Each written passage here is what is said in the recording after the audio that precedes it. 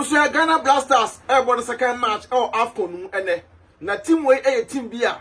omoti akoma team way team bia oma broken heart team way team bia se wunkuta ahyewofo akoma untumi enhwe match untumi support da. Wow. Na ene second time ombebo omo ne Egypt na bebo first match in the omo lusu ye omo obi akoma te ye na ye bomb pa ye se ne ombedo omo betumi ade akoma abre ye back enya Saudi boys ne bebo omo pa. Yes, a baby boys no because boys nangasa no and no me at the team no so no me can say be at the Ghana Blasters team no so at the time kasa a kwam fa so a omoji captain band no efu asemoja ensem no and no at the no me be kan team no a kwam fa so a akosi na ntachi omoyi ni free ni position ho no and so the no me be kan team no and it is a Ghana Blasters percent team no ekonanim na se bi omko de bi omde kunde ba Ghana dia panyimfo no enya asemoja entenase no mo fa achopa emma aye asemoja na asemoja akoma nto ne yem na akwasi na ntachi susu no mo fa achopa kese ma no no so na koma nya de nto ne yem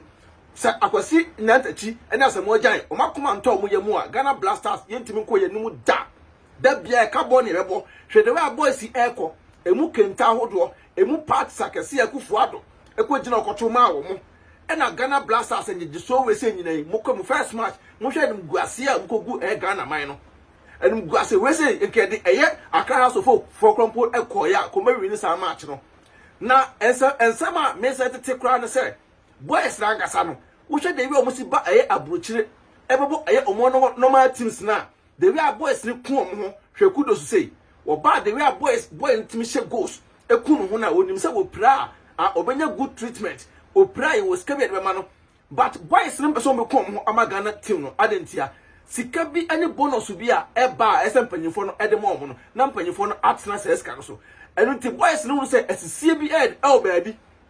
ugoka mpanyimfo no se wanhwe ya ebe yu afria is a team no akwakoye abusuya whom you know panyini we ba percentage a ogifri nipa no se nipa na nya ade kra na panyini no sika na wodwene hu ni nti no enu to se nipa no magina field no so bebo no enu ti Ghana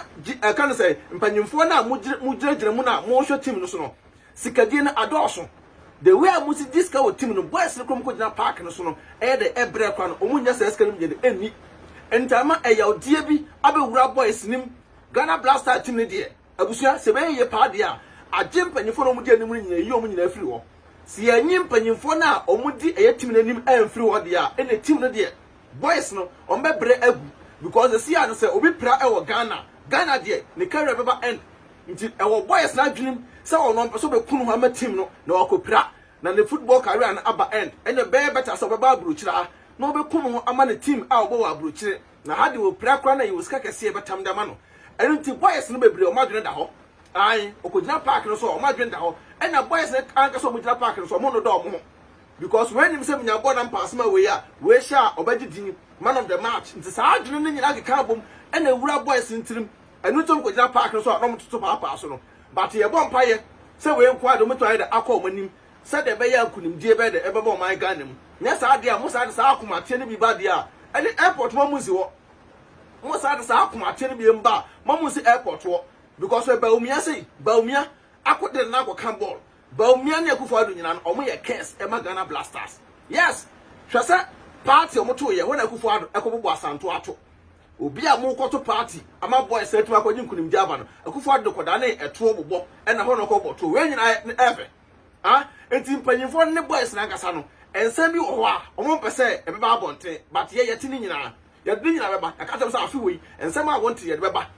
also emrebe omo ko boss e na kan say Calvin Prince Boateng ono de nam say wo na abrochire mentality rekita ne ntino okwa na bonus bi ma sika bi ma no a okwa kampo na wo ka no kore asule muntale so edina nevim tie na chi no ade a chi na ebram lete so mo mfiri eye sabi hotel ensamla back to Ghana na we eye ade a wodi di nipa animu a ebekoso nti Ghana Blasters de ene de reshim well samu Egypt match no enko yenye de emamo nya sa pa de a sire ebesi abomo no because mo boys na ye ni brem so sampanyefo no fa musika mamo a mo fa mra bonten ni antwi mpanyefo renim so mo ntwa mo ka mo fa mra bonten ni antwi o mo namu nya sabi nsem hunu na mo ko dina park so na mo na mo tititi pa akoma no me do besia video so betwa gunyara abofo maso yasene tap send use promo code Adwenepahene bogu na for send discount obenya discount kama what you say